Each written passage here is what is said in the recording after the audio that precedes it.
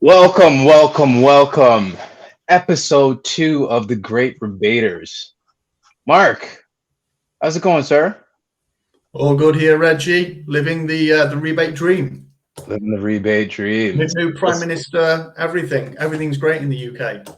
oh man, it's like a bed of roses in the UK, apparently.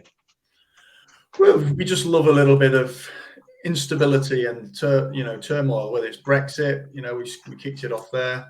Now we'll have it with the politics as well. Yeah, Gotta love politics. But yeah, we may or may not get into that.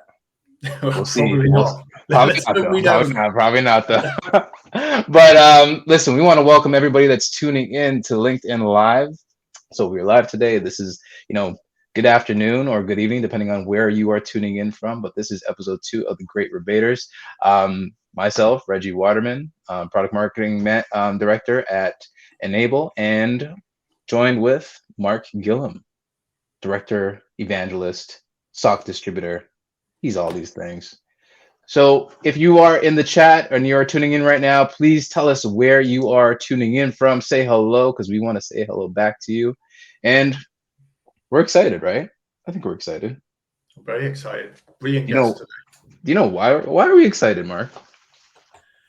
Just because this is our guest today is the man, the legend. That not many people kind of live up to this chap when it comes to talking about rebates. Yes, yeah. So listen, we're excited to be bringing on Jeffrey Moyle, VP of Supplier and Digital Strategy at Rexel Canada.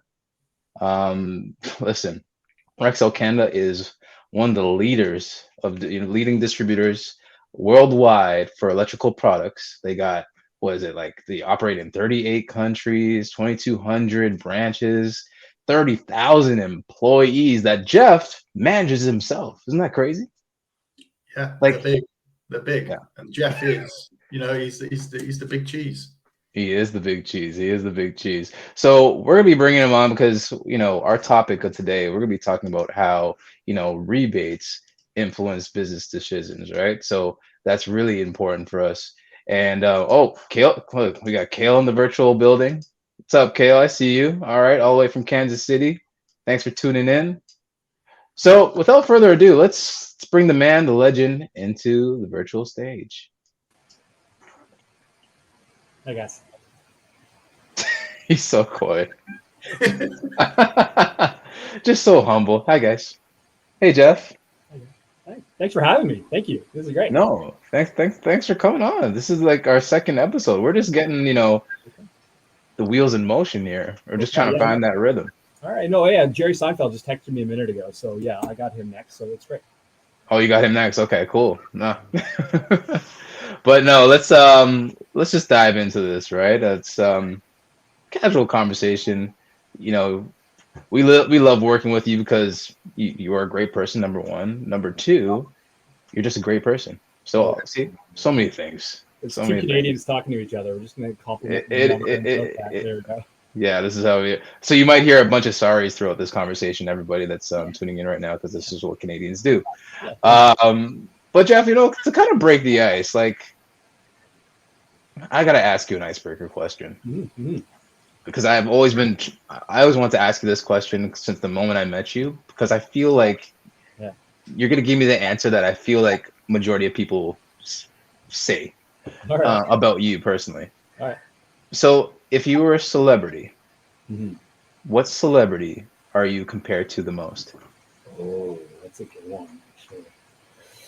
You know what? I used to get a lot of Conan O'Brien for some reason. I don't know why. I got a lot of Conan. Truthfully, I couldn't tell you why, or like David Duchovny in some bizarre way. I think that's more my wife than anybody else. But I think the combination of the two. So yeah, good question. And I haven't thought about that in a long time. But Conan O'Brien for some reason, not because I look that way. I think there's some mannerisms and the way I move, my movement. Who knows? But yeah. See, like okay, because I see them like in terms of the mannerisms and everything like that, Conan. But I pegged you, and I was hoping you would have said this. So I'm glad. See, this is why we know this whole thing's not rehearsed. Yeah. Ryan Reynolds, for some reason. Ooh. I'll take it. Thank you very much. No, I'll take that. I'm in a low position today after a big Halloween. Thank you so much. It's very kind. Huge soccer fan too. So there you go. Yeah. Cool. All right. So, favorite Canadian dish since you're Canadian? Oh, yeah. I'm gonna go with poutine every time. It's easy. Yeah. Poutine. and I that, know. and that's whether on the hottest of days or the coldest of days as well. Hotter the better. As we learned from supply Yeah. chain now, that Yeah. is weird, eating hot food on really hot days. Oh, you feel alive when you do it. Trust me. All right, cool. So now that everyone's, getting a little familiar about who you are, Mhm. Conan O'Brien, Ryan Reynolds, David Duchovny, as well as your love for poutine, let's just get into the topic today. So rebates. This is the great rebaters, and we're gonna be, talking about a number of different takes related to rebates. Mhm. So when you think about how rebates influence business decisions, like I want to get, we want to get your perspective on what it means for Rexel, what it means for your team, what it should mean for your customers, your clients, and so forth, in terms of how rebates are really influencing business decisions throughout supply chain. Yeah, I mean, I could go on for 40 minutes on that. I'm an only child, and I'm trying to do that. But I'll give you sort of like a three-tweet version of each one. And the reality is this: like, a rebate structure is designed to secure a piece of rebate on the bottom line at the end of the day, to bind ourselves closer, our core partners. From a rebate structure, oftentimes you see sort of like marketing and other sort of like ancillary programs attached to it. But it usually starts with that rebate all the way through, also protecting some of the margin of our organization. And it just really allows us to be a bit more creative laterally when we have these rebate structures in play in terms of marketing and adding headcount, these sort of things out there when we know that there's something coming back relating to our progress going forward. Rebate structures come in all forms, growth tiers, flat numbers, accelerators, all sorts of different versions of it all. But it's certainly evolved for us. Like probably, like I would say, I'll get this wrong, and somebody will correct me. Like 40 or 50 years ago, they started moving in that direction only because we had so many different suppliers out there, and they wanted to really narrow it down. And it just came down to that, and they set up rebate structures to allow us to be closer all the way through. So I inherited it. I didn't understand it at first. So it took a lot of time to get inside the system to figure out all the moving pieces. At first, I thought to myself, like, this seems like a lot of waste of time. Why are we doing this? Now I understand what my company would look like if we didn't have it. It'd be very, very different, right? And we'd have a lot of margin loss, a lot of bleeding. We'd still be moving to like a low cost provider of a good versus being a value add partner. So that's sort of the 4-tweet version of that answer. Hopefully that scratches a few boxes there for you. So, Jeff, just kind of catching on that. Mm. So, yeah, because I've always looked at rebates, serving ideally all three, but at least a couple of these. So, like you mentioned, there one is the profitability lever. Mm-hmm. So that whether that is protecting margin, increasing margin, that kind of thing. Mm-hmm. The other one, which you mentioned there, is marketing, and that to me it can take many different forms, but ultimately that to me is about growth. Right. So the first one's about making us, more kind of dollars in every sale. The next one is about more customers, more business. Mm-hmm. And then the final one for me is about loyalty. It's about whether we're talking about supply chains or just the customer. It's about making things sustainable, creating that longer term vision. Mm-hmm. And I think when you look at rebates, if you're able to say my rebate is doing one of these three things, Mm-hmm. and you can be quite clear about it, the chances are you're being quite good with your rebates. If you can, if you're doing all three, fantastic. And coming back to your point about the evolution of rebates, I do think that people are getting smarter with them. In that there was a time when it was a case of, why do you give out a rebate? Oh, because my customer wants it. Mm-hmm. There's nothing strategic behind that. Whereas I think people are getting a lot smarter, a lot cuter now with their rebates. Is that something you're seeing from your side? Yeah. It really comes down to the user. So everyone's a little bit different, right? I just literally had a call with our CEO on the subject earlier, and the ones that have structures that incentivize growth, typically you'll see us sort of gravitate towards, right? These high growth tiers, and you'll often see us, make speculative buys and do certain things to hit those plateaus and that sort of thing, which kind of binds us together a little bit further. It incentivizes us to really have that focus on the product and the verticals all the way through. So like, I do see out of like the pool of people we buy, things from, and then the air brackets on that, there's 2,000 trading accounts we have, but realistically, we only have, say, 100 rebate programs. So that's a 5% of our business that carries probably 70% of our cost of goods. So it's upon us to really focus on those players because there's an incentive structure to do that versus having what I'll call organizational wandering, where I'm starting to bring in some other players, double stocking, triple stocking items on shelves, that sort of thing, tying up a lot of cash to do that. To what end, right? Only have a lesser price of something down the line, which will then hurt me somewhere else. So like, it's allowed us to have that what I'll call organizational focus and reduce the wandering and having core partners. And I think that kind of touches on those three buckets you just mentioned. Yeah, it's definitely something I found that the top guys in a business, they want to get involved when they can actually make a decision that instantly makes some money. And for me, I mean, if you have calendar deals, now is the talking time when people are looking, saying, well, where should we go and invest a load of capital in some inventory and make a quick kind of few dollars. And if you've got those incentive bands and they're structured correctly, now's the time they're going to pay off, because you don't even have to put a sales team on the road. Your customer is going to be sat there looking at your deal, looking at what they've spent, and just going, hey, you know what? We want to spend another, $250,000 with you or something. Yeah, it would be amazing. Rebates take the forms. I mean, oftentimes, like, they take all different forms. When you look at like a rebate, you look at like a professional sports player. Sometimes they have these incentive structures. If you hit 50 home runs, you get X, right? It takes different forms all over the place, and they're in all of our lives every single day, and we don't even realize it too. So like, people get a little allergic to the idea of rebates, and like, oh, what does that mean? At the end of the day, it's sort of like a performance incentive, and that's the best way to think about it. Because when people say, "Hey, you're giving me 2% just for showing up," like, no, like, I'm doing X, Y, Z for you in parallel, marketing people on the road, specialists, on and so forth. It's no different from like somebody in EPL or NHL, like. These people have incentive structures baked into their contract. This is no different. And sometimes it behooves us to sort of deburr the two. And it's not just a cash grab. It's actually just a performance incentive. And sometimes people get lost in that tunnel thinking you're just taking money from me. And that's not the case whatsoever. Yeah, no, I actually was thinking about this for, the next time I have to kind of do a speech on what are rebates, what do they really do? And I was thinking, if you're in a conference in the US where everyone's flown in, you say to people who use a specific airline because they get points. Say, hey, bingo. Yeah. But to me, that is a form of a rebate. You do something and you get something afterwards. It's an incentive. And so, like you say, they're in more of our lives than we really realize. The only thing that I find sometimes we get caught up on is what they're calling them. And my view is actually break down the detail. It's an incentive.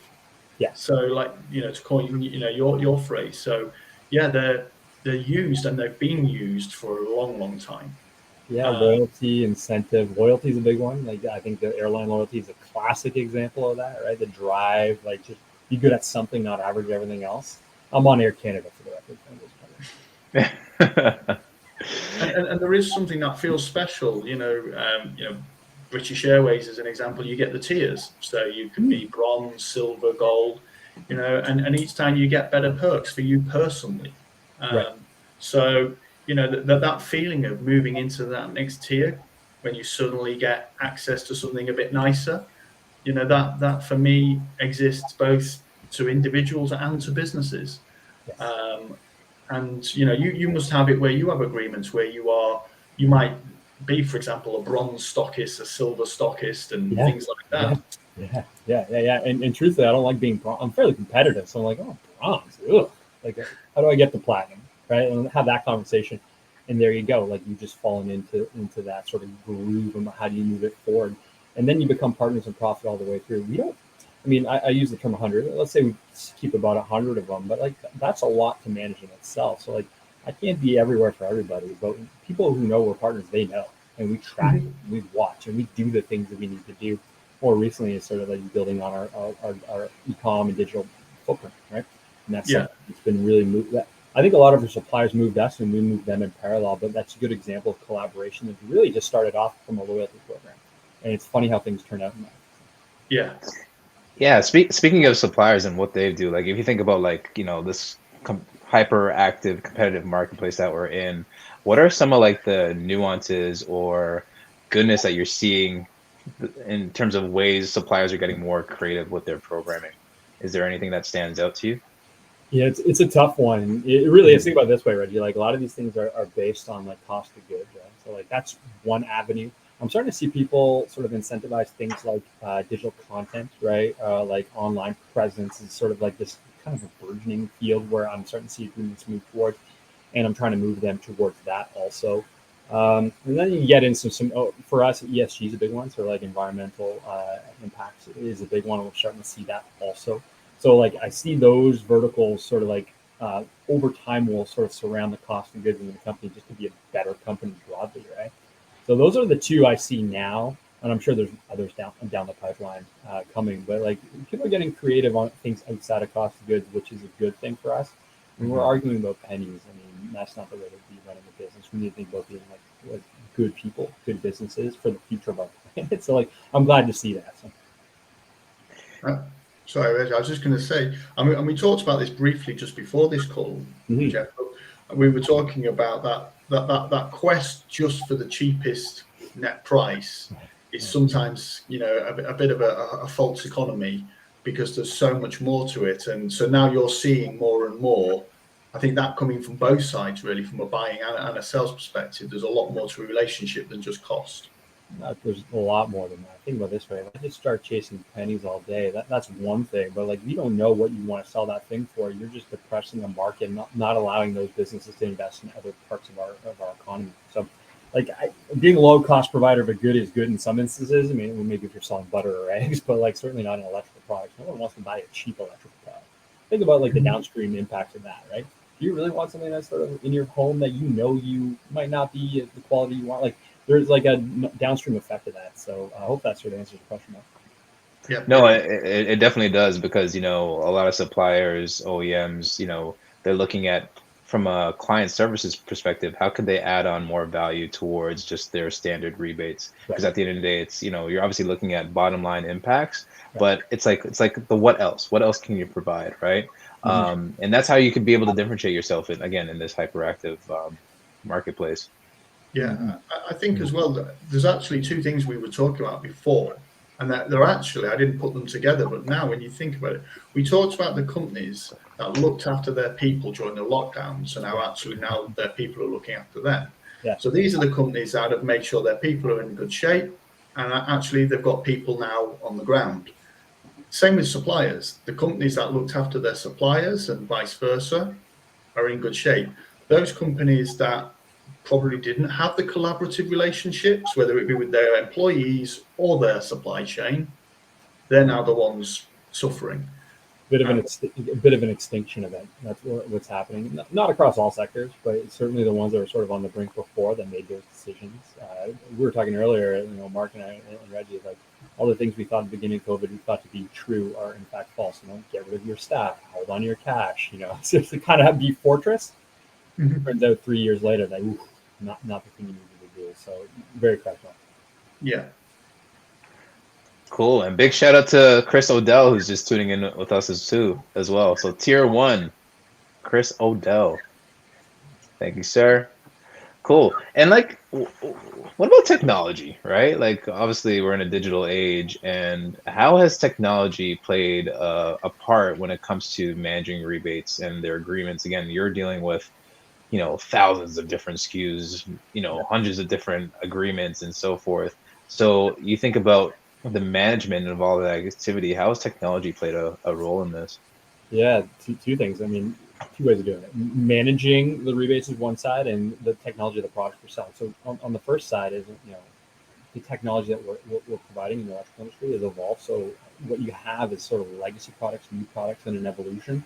So you're starting to see a lot of programs be couched around the newer things in the market. So as a result, you're seeing these rebate programs getting wider and more expansive in the things that our suppliers want to focus on, which is totally correct. Everyone thinks about where we were before LED, right? Think about LED after that. Like that's a good example of an evolution. A lot of the suppliers are sort of pushing us towards the LED side. So that is one part of the rebates. But realistically, as things evolve, like these rebates are getting wider and deeper into the future. Now, how to manage them, I think, is really what we're getting at here. We used to manage it through our old ERP system, and essentially some what I'll call spreadsheet math. And one wrong click movement of a mouse and or you save the wrong file. We've had instances of we're under-reporting numbers, over-reporting numbers, right? So we had a lot of instability in terms of how we ran our accruals in the background and moved the money into the businesses. So for us, we just came together and decided that we'd have one source of truth all the way through versus just having these homegrown solutions. It's sort of like having a weatherman with one stick and you just hoping that you land on the right number. That's what it felt like before. Technology's allowed us to be a lot more like accurate. I'd say like the standard deviation I have now in terms of my accruals and where I land is probably 1 or 2%, where it could have been 15 before, right? Which really just played havoc on our financial community within our own company because you have such a wide band. All of a sudden, you can find money in other places. And maybe you need to move people out of the organization, cut costs, so on and so forth. So having the stability on the rebate side allowed us to be a stable company financially all the way through, and it makes smart decisions versus sort of very knee-jerk decisions for a bottom line number. So I think that it's a complicated question, but I think that really touches on all the points. So. And I think that's really powerful, a point you made there, Jeff. A lot of people think of rebates as just rebates. Right. But the reality is, especially, well, whether you're paying them out or collecting them, that number goes straight to the bottom line. Right. And if you're receiving rebates and you under-receive, and you consistently do it, as an example, your business can be making decisions, for example, laying people off, closing operations, not investing in new innovation, these kind of things, because the business just doesn't realize how profitable it actually is. Right. So actually, getting rebate management right is so much more than just collecting a bit of rebate. It actually goes at the heart of what running a business is all about. And it's the same if you're paying them out. If you're paying out too much, you potentially could be turning away or reducing business with a certain client when actually it's good business. Right. There's so many different factors, but only the people behind the scenes into the nuts and bolts of the accounts can really influence this and see it. The users of that information, your exec, they're getting told overall profitability, much higher level numbers, and they're going to assume those rebate numbers are right. And if they're not, they're going to make some pretty tough decisions. Correct. Stability is a good thing in the financial world. We like to be stable. We're a big company. Everyone knows that. And when we're unstable, that's when we're forced to make decisions. Thankfully for us, we haven't had to make those, but I see that in other verticals and other spaces where you can tell that there's a bit of a wobble there, and that wobble brings about a whole host of things, air brackets when I say that could happen to ensure that the bottom line number, because we all report to somebody in some capacity, and it's important to realize that people paying out and receiving need to report that out. So for us, stability is key. We've been able to sort of come to one source of truth, and which has given us in the last 3 to 4 years real leg up on our competition in that sense. We don't need to make irrational, and we've become a very sober actor in that sense. And the stability piece again is key. It's not just about getting your numbers right once per annum when the auditors come. This is about month in, month out, getting the right, because decisions are made on the monthly management accounts. Yeah, that's right, actually. Yeah. And it's no good. When I ran the rebate team where I worked, I had the philosophy of every month end will be prepared to a year-end audit standard. That way, when it comes to the year-end, we're not running around. And also, I can absolutely guarantee you, I would not be thanked for walking up at the 11th hour and saying, "Hey, here's an extra $1 million I've just found," or the other way. Either way, you're not going to be anybody's friend with that kind of news. That's funny you say that, Mark. It's really funny because I've had the exact same conversation. If you came up with an extra $5 million, you've actually created more problems, and it kind of speaks to like you didn't see this coming. Like you should have this like a good weatherman right down to the penny. We're not there, as I said before. I'm probably 1 or 2 deviations away from that point, but like an extra $1 million is a problem, and it's absolutely intelligence. Yeah, good point. Yeah, and we used to find it really difficult where we worked in that, our number. You couldn't even be 1% out on the rebate number, because that was enough to be 5% out on your bottom line. That you just couldn't be there. So it's not even the getting through audit and the auditors, keeping them happy. It's about keeping keeping people in jobs. That ultimately is the harsh reality of misstating rebates. It can have that type of effect. And then for me, they've been able to provide the clarity. One thing that I learned in a varied business is not every depot or branch earns the same amount of rebates. And so being able to allocate that rebate to them correctly is really important. Not always for making decisions on opening and closing, but even just rewarding. You could have a depot that is brilliant, doing all the right things, but unfortunately, your own system's working against them. And you could end up losing those people because they go somewhere that actually will value their input. Yeah, I see that sort of what you describe, and I think if you like raise it up 10,000 feet, I see that a lot of like decentralized models where we'll use the depot or branch, and if we're coming to North America, like people are allowed to make those own decisions, for the most part for the profitability of their business. I see where these programs can go sideways. So all of a sudden you have to communicate the complexities of these things to a wide audience, and that often doesn't produce the results. So like, there's something to be said about central and decentralized ways of managing these things. I see my peers who are decentralized, and those are very centralized. And there's no right answer, but it takes a bit of nuance to get it right. And we're often struggling to get it right, but we're trying to be the best we can along the way. And no one gets everything right, but like we try our best every single day. But to your point, yeah, that's a tough one. That's really hard. Actually, we struggle. Yeah, I mean, one of the most common ones I saw was if you provided them calculating rebates down at say a depot or operational level, right. For argument's sake, you just say, well, on average for the business it's 10%, so we'll give every depot 10%. But what happens is you can have a depot who don't buy anything that earns rebates, so actually their numbers on screen look better because of the pricing agreements that they're working with, and then they get the other 10% stuck on top. So all of a sudden, these depots look amazing. Yeah. But actually, they're actually the opposite. They're diluting your rebate earnings and dragging the attention away from your depots that are doing really well.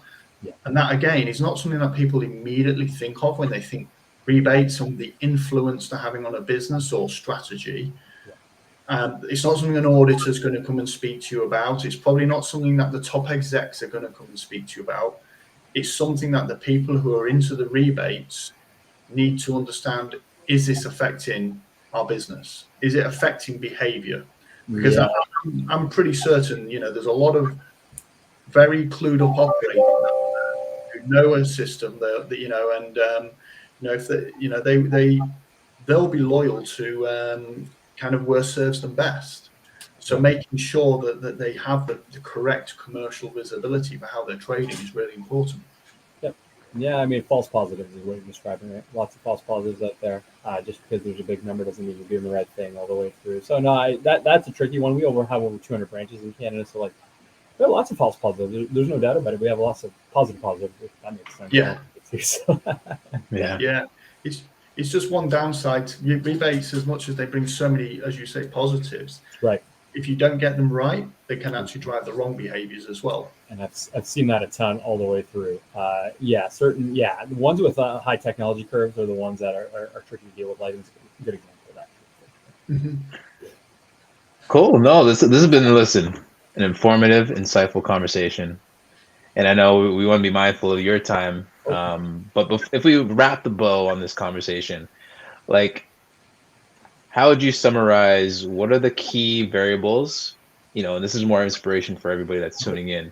What are the key variables that, any manufacturer or distributor should be looking for when to evaluate introducing a rebate program or even looking at one in order to see what's accretive for the business? What would you say are like the top three?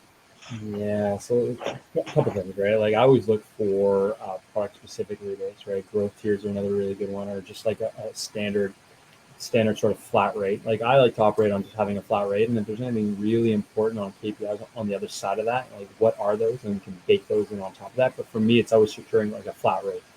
I need to take the instability out of my accruals, right? So I don't like these like fanciful tiers and growth. I like them to drive behavior, but I don't like them to drive like consistency in numbers. So If there's some type of mechanisms to incentivize the growth part, but while being relatively consistent year over year, is really important to me. There are some suppliers who are really, really good at this, where they have a bunch of different type of incentive structures baked in, but it almost acts like a mutual fund where the stability is there because they all kind of play off one another. That's what I look for, is really stability, flat rates, and a couple of like product specific initiatives to push that growth, to push technology, and a lot of the ESG impact or technology based on the environment also on top of that, and some digital transformation elements. Like there's a lot to unpack there, but like realistically, I just need stability. I need less wobble in a lot of what I'm doing. So hopefully that kind of hits the mark. No, that you answered that perfectly. So no, appreciate that. So, fellas, this is a good chat. Really enjoyed it. Thank you for coming on. All right. I know these things are never easy, but man, listen, you're a natural. And everybody that's tuning in, please join the Enable community at www.rebatestrategist.com. And Mark is holding up a pair of socks, and we are giving away a pair of socks. We're trying to do that every single episode. But in order to qualify to win those socks, and Jeff, you could participate in this too. You got to answer the skill testing question. I'm putting it up right here, right now. What is 4 times 3 plus 5 minus 2 brackets 5? What does that equal? So depending on where you're tuning in from, like in Canada, we usually refer to that as bed mass. Other countries or cultures may say that's orders of operation. But there's an answer to this. So if you want to win yourself a pair of socks, you got to be able to answer the question. Don't look at me. I have no idea. A quick hint for anybody tuning in: Snow White and the Seven Dwarfs. But anyways, that's it for us. Good time, guys. Thanks for having me. Thank you for being here. Appreciate you all. Take care. Bye.